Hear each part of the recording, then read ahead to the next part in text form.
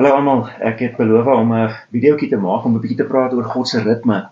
En ons het nou nie Sondag daarby uitgekom nie. Eintlik sou ons selfs al het ons bymekaar gekom, was daar nie tyd daarvoor nie. So hierdie gaan 'n ekstra enetjie wees in die middel. Maar God het 'n ritme ingebou in die hele skepping. Hy's die God Elohim, die skepper en dan die skepper van ritme. En daar's 'n ritme in die hele skepping en in ons menswees ook. En hy dra hierdie skepping in reg toe in die begin toe hy die mens geskep het. Toe hy die mens geskep het, hy het 7 dae, 6 dae spandeer aan die hele skepping. Op die 6de dag, die laaste ding wat hy gemaak het, is die mens. En toe hy die mens klaar gemaak het, was dit aand en dit was môre en dit was die 7de dag en die 7de dag was die rusdag. Waarmee het die mens begin? God het begin by die eerste dag by skep, maar waarmee het die mens begin? Die mens het begin, nadat hy geskep is, met rus. Dis 'n lekker ene. Ons werk nie na rus toe nie, ons rus na werk toe. Ons moet eers rus, voor ons by die werk kan uitkom, dis hoe die Here ons gemaak het.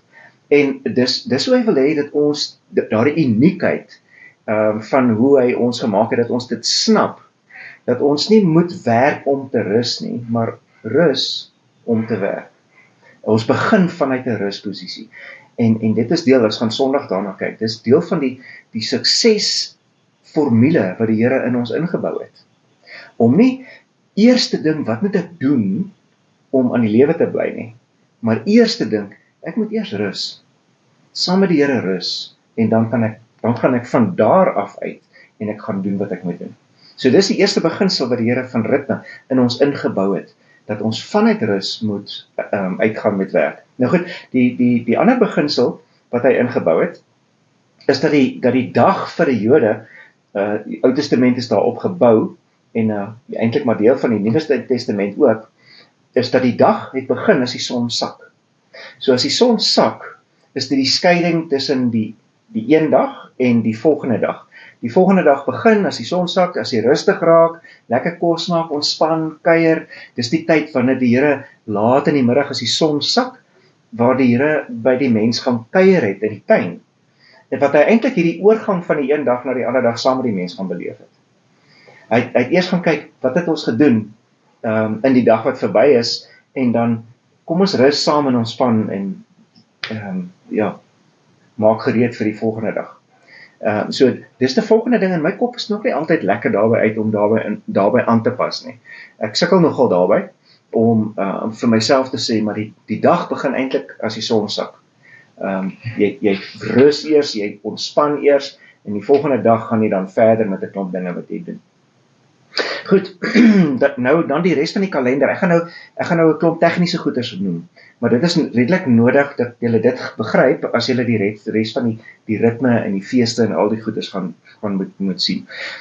Ons werk met 'n sonkalender. Ons sonkalender werk so dat daar's 12 maande, elkeen met 30 of 31 dae, behalwe Februarie wat 28 het. Ons het een skrikkeljaar in 4 jaar, en in daai skrikkeljaar het Februarie 29 dae. Dis ons stelsel. 365 dae per jaar, of 366 met 'n tydens skrikkeljaar. Die Joodse kalender, die maankalender, werk heeltemal anders. Hulle het ook 12 maande, gewoonlik. 12 maande, julle gaan nou snap. Dis tipies met Hebreëse taal en hulle hele kultuur. Hulle het 'n stelsel en dan het hulle uitsonderings. Mense, daar's uitsonderings vir elke ding. En met hierdie ding is dit ook so. Die maande is 29 of 30 dae met uitsonderings. En daar's amper meer uitsonderings as die reël. Maar goed, maande 29, 30 dae. Hulle werk volgens die maan wat, as dit nuwe maan is, as jy hom glad nie kan sien nie, tot die volgende nuwe maan. Daardie siklus is 29,5 dae. So hulle maand gemiddeld is 29,5 dag. Maar hulle verloor 'n paar dae. As jy op so 'n manier gaan werk, dan gaan jy sien, jy gaan by 354 dae uitkom per jaar, 29 en 30 dae. Julle gaan nou sien, ek het nou vir julle die kalendertjie hier opgesit, dat julle kan sien al die maande van die Joodse maand, en dit vergelyk nou met die Joodse maand met ons, of nou met ons maand, van Januarie af, kan julle sien 31 Februarie 28, en dan die Hebreëse kalender begin eers Maart se kant. En dit is wanneer dit lente is in die noordelike halfrond. Dan is daar by Nisan dat die maand begin, en daar kan julle sien, elke maand het nou sy hoeveelheid daar. By Cheswan en Kisef is daar 'n variansie. Dit om die jaar op te maak na 354 dae toe, is daar af en toe wat hierdie maande 'n ekstra dag het. Dan een keer of eintlik 7 keer in 19 jaar, in 'n 19 jaar siklus, 7 jare daarvan, is daar 'n ekstra maand in die kalender. Nou, dan het daardie jaar 'n skrikkeljaar by hulle, het nie net 'n ekstra dag in nie, dit het 'n ekstra maand in. En hierdie gebeur in die siklus van 19 jaar, gebeur dit die 3de, die 6de, die 8ste, 11de, 14de, 17de en 19de jaar. Gebeur dit dat daar 'n ekstra maand is. En daar gaan jy nou kan sien, reg aan die einde, die 12de maand is Adar, en dan het hulle Adar 1 en Adar 2, wat albei 29 dae is. Op so 'n manier vang hulle nou weer op. Dis eintlik 'n baie meer akkurate stelsel as wat die sonkalender is, wat ons kalender is. Hulle hou baie meer tyd as jy gaan kyk na presies wanneer die son sak, presies wanneer die maan opkom, presies wanneer dit donker maan is, nuwe maan, dis sekondes, en hulle verloor minder sekondes as ons, as op ons stelsel. So ja, dis baie dieselfde, maar hulle het 'n heeltemal ander stelsel. So nou gaan ons sien, hulle maand, kom ons sê, die eerste van die week, die Sondag. Hulle werk nou van Sondag, eerste dag van die week, tot Saterdag, is die 7de dag. Op die Sondag is dit nuwe maan, die eerste dag van die maand. So dan is dit nuwe maan, hulle gaan deur 'n siklus, die eerste Sondag van die tweede week is dan halfmaan, 14 dae later, as na nuwe maan, is dit volmaan, en dan kry jy weer die 3/4 halfmaan, en dan gaan jy nou sien, reg aan die einde van die storie, is dan nou in 'n volgende week 1 of 2 dae ekstra, dit hang nou af of jou maand 29 of 30 dae is daar 'n dag nou of 2 ekstra, wat eers nuwe maan gaan wees. En nuwe maan, sodra die nuwe maan begin, dan begin die nuwe maand. So net soos wat ons kalender werk, jou maande begin altyd op 'n ander dag. Hulle skuif elke keer so 'n dag aan. Dis makliker in hulle kalender as ons kalender, want elke maand is net 'n dag of 2 wat jy aanskuif. Goed, nou die Here vir Moses gesê, Moses, as julle nou uit die land uittrek, moet julle 'n fees vier. Maar die fees gaan nou eers begin, terwyl julle voordat julle uittrek. Hy sê hierdie dag, hy het met hom gepraat op die eerste Nisan. Hy sê daai dag, die dag van nuwe maan, het die Here vir hom gesê, hierdie dag moet die belangrikste dag wees in julle kalender. Want hier begin my nuwe tye met julle. So daar het die Here die kalender ingestel. En dit is 'n geestelike nuwe jaar. En vir my is dit ook 'n baie erg sterk geestelike nuwe jaar. Met die maan, nuwe maan, min of meer Maart, April se kant, ek bereken dit maar saam met die Joodse kalender, daai eerste Nisan, is die aanvang eintlik van nuwe dinge. Ek het die D-Lab, het ek altyd op daai tyd begin, as 'n simbool daarvan dat daar's nuwe dinge wat gebeur. Ons begin in hierdie tyd van die jaar, en dan gaan dit volgende jaar, gaan ons aangaan tot Nisan, tot daai tyd toe, en dan eers begin met 'n nuwe disippelskool. Ons sal nog daaroor dink, maar dis vir my 'n geweldige opwindende tyd, want dis die begin van nuwe dinge. Goed, dan sê die Here, julle moet nou 10 dae aftel van daai tyd af. 10 dae moet julle gaan soek vir 'n ram, 'n jaar oud Ons praat van 'n lam en ons dink altyd aan 'n klein lammetjie, maar dit is nie 'n lam nie, dit is 'n ram. 'n eenjarige ram is al 'n groot bok of 'n groot skaap. Gaan soek ene wat regtig mooi is, volmaak is, nie skete en goeters nie. En dan hou julle die skaapie by julle in julle huis, julle sorg vir hom. Julle raak familiar met hom, raak lief vir hom, voer vir hom, gee vir hom name as dit moet. Maar hulle moes hierdie lammetjie lief kry, intrek in hulle huis in. Op die 10de van die dag, van die maand, van die 10de van die maand, moes elkeen alreeds die skaapie hê. En dan die Here gesê, dan op die aand van die 14de gaan julle hierdie skaapie slag. Julle gaan hom slag en dan gaan julle hom braai. Julle gaan oor 'n vuur braai, nie kook nie. En dan gaan julle hom heeltemal opeet. Julle gaan niks van hom oorlos nie. As 'n ram te groot is vir een gesin, dan trek julle nog gesinne saam en julle is almal in julle huis en julle gaan dan, dit is my pasga wat julle vir my gaan vier. En dit is daardie aand, toe hulle daardie pasga gevier het met die bloed wat hulle teen die deurkosyne geverf het en die vleis wat hulle binnekant geëet het, dis daardie aand wat al die eerstgeborenes in Egipte dood is, en dis daardie aand van daai aan nag af tot die volgende dag toe, wat hulle toe gesê is, julle moet net pad gee uit die land uit. Eintlik die 15de dag van daardie maand was die, of die 14de die aand, die 14de en die 15de was die dag wat hulle begin trek het.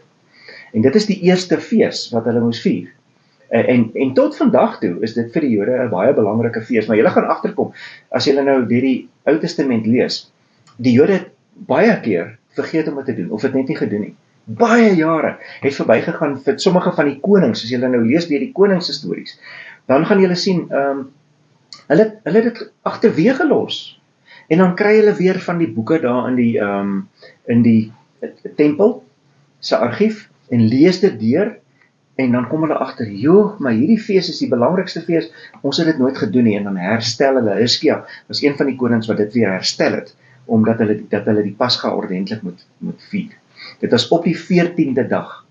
Die brood, ongesuurde brood saam met die vleis. Ons gaan meer in detail daaroor ingaan.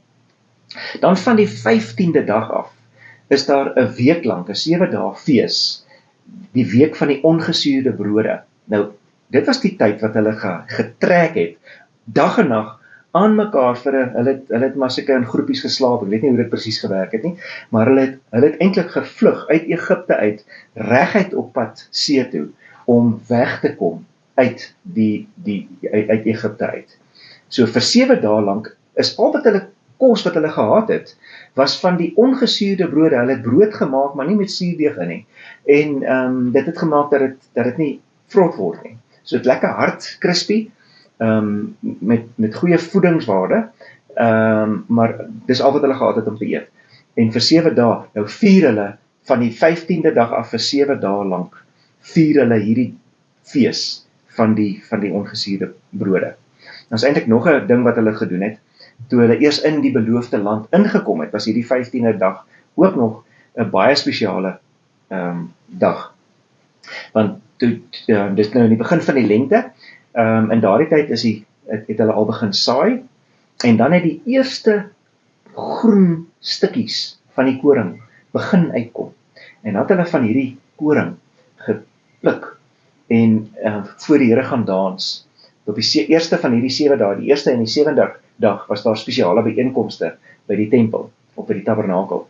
En tydens daardie geleenthede was daar lofprysing wat hulle met hierdie takke, of nie takke nie, die takkies met die groen koring voor die Here gewyf het, die wyfoffer wat hulle vir die Here gebring het. Dit was deel van die fees. Dis die fees van die eerste oes, wat hulle dit genoem het. So dis eintlik ook nog 'n baie spesiale fees, maar dit is deel van hierdie hele paar eerste feeste. Dan het hulle gaan aftel, van daardie eerste dag af, van die 15de dag nou bedoel ek nou, die eerste dag van die ongesuurde brode, het hulle afgetel elke dag vir 50 dae lank. En dit was 'n besonderse manier van tel. Hulle sou sê, vandag is dag 1 van week 3. Hulle sou nie gesê het, dit is nou dag 22 nie. of 21, hulle sou dit die weke afgetel het, weke 1 dag dit, week 2, tot by week 7, die 7de dag. En dan die dag daarna, 49 dae het verbygegaan, en die dag daarna was dit die groot, dis 'n oesfees wat hulle dan gevier het. In daai tyd moes hulle ook omtrent vir 10 dae of 7 dae 'n fees hou wat die Jode Jerusalem toe gaan. Die manne moes almal daar wees. Dis een van die 3 feeste. Met Paasfees moes hulle in Jerusalem wees. Daai week van die ongesuurde brode, dis daai week. Dis die eerste week, hierdie is die tweede week, en dan is daar 'n loofhuttefees die derde week, wat die manne moes in Jerusalem voor die Here gaan verskyn. So dit is 3 tye in die jaar, wat hulle moes onttrek uit hulle plase uit, en uit hulle grond uit, en Jerusalem toe gaan, en dan deur hierdie fees gaan doen. Nou die hoogtepunt, die 50ste dag, is die hoogtepunt van hierdie fees, die Pentakosta, of 50ste dag fees, en ons ken dit nou as Pinksterfees. Ons het nou Pinksterfees op die 50ste dag na Paasfees. En dan is die eerste fase van die eerste deel van die jaar se feeste 'n bietjie verby. Dan kom dit eers weer in die tweede helfte, die 7de maand van die jaar. Tishrei is daardie maand, en dan weer eens op die eerste dag van die maand. Dis 'n groot fees. Dis die fees van die trompette. Dis die dag wanneer eintlik die Joodse of die volk se nuwe jaar is. Nie geestelike nie, maar fisiese nuwe jaar. Dit is nou later het dit nou so geword, maar hierdie dag het hulle trompette geblaas. Fees van die trompette, wat die nuwe jaar, fisiese jaar inlei, en wat eintlik die herfsttydperk ook inlei. Hulle het nou lekker deur lente en somer gegaan, al die oeste is in, die vrugteoeste, alles is in, en nou begin hulle afsluit vir die wintertyd, en hierdie eerste fees. Weereens, 10 dae moes hulle aftel, en op die 10de dag, na die trompette, is die groot versoendag, Yom Kippur, wat hulle dan 'n baie besonderse ding, dit kan ons nou ook Sondag sien, 'n baie besonderse ding gedoen het by die tabernakel of die tempel, met verskriklike diep betekenis. So dit gaan ons nou sien, hoe die groot versoendag gaan gebeur het.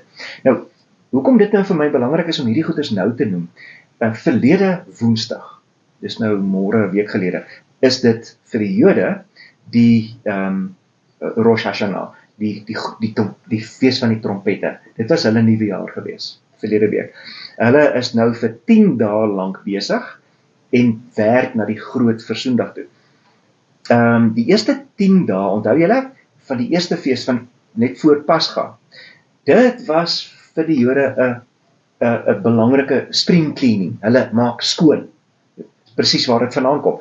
Hulle het alles skoon gemaak, uitgegooi wat nie nodig is nie, minder gemaak, sodat hulle die nuwe jaar kan begin met eenvoud en niks wat pla nie.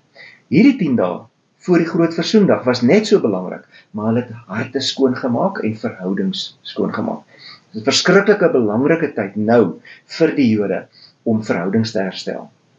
Want hulle gaan na die Here toe om versoening by hom te kry.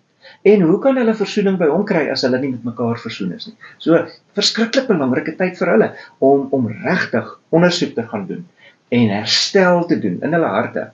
En ons kan hulle join, ouens. Ons kan hulle join om hierdie ding te doen, hierdie paar dae. Join hulle om regtig ons harte weer skoon te maak en verhoudings weer te laat herleef en herstel. Bel die ouens vir wie jy kwaad was, of bel die ouens vir wat jy weet vir jou kwaad is, en sê, joh, maar weet jy, verhoudings is net te kosbaar. Ek het nou gesien by Onderste Poort, Sondag, met hierdie fees wat ons gehad het daar.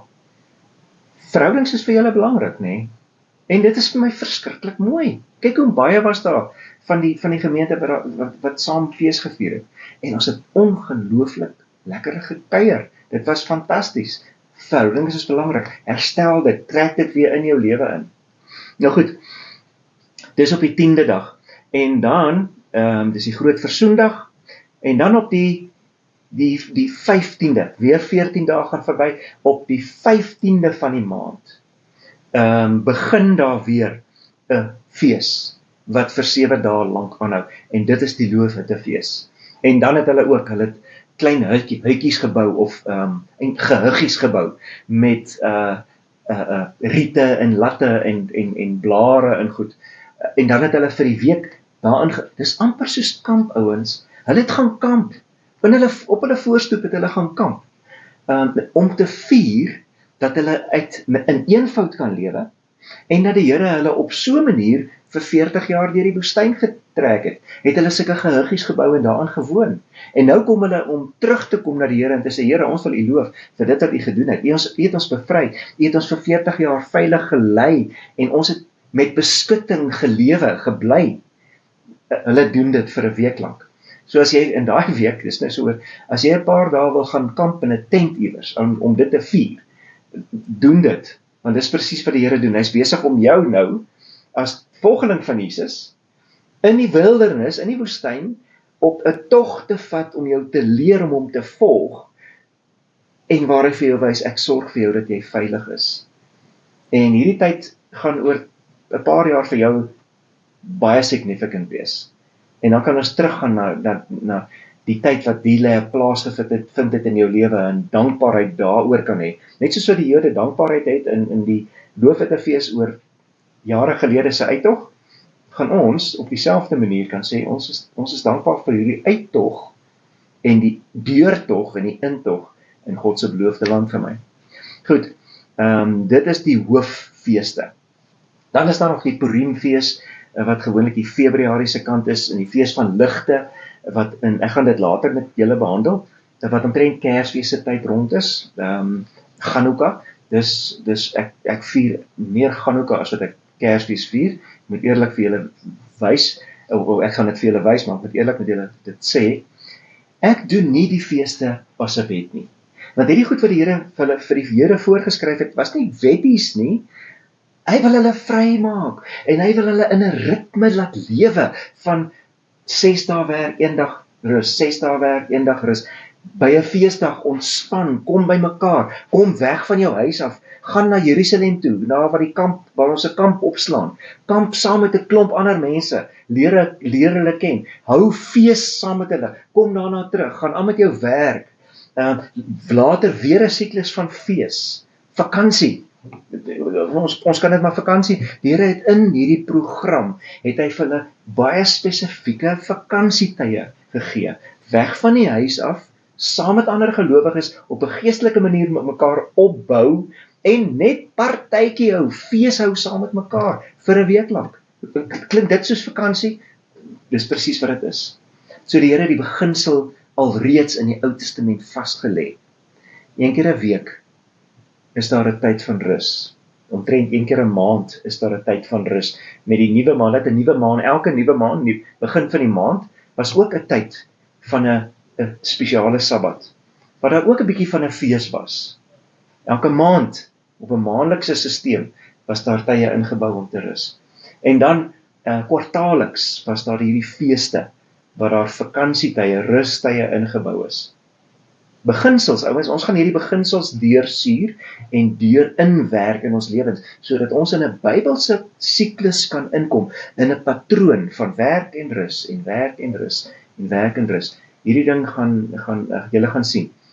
Die Here was baie slim, toe hy al hierdie goeders uitgewerk het. So ek wil nie voorskryf dat ons nou al hierdie feeste gaan doen, soos die Jode dit gedoen het, terwille van die feeste nie, dis terwille van hoe die Here jou gemaak het.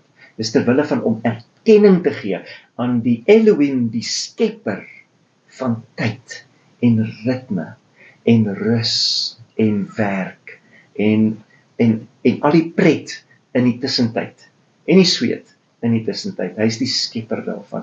Hy is ons Elohim. Hy is ons Adonai, the lover of our soul, wat ons so lief gehad het, dat hy hierdie goeders vir ons kom gee het. So ja, hier is nou die hele ritme wat ek vir julle wou deurgee met die 7 hooffeeste, en ons gaan Sondag bietjie verder daaroor gesels. Geniet dit.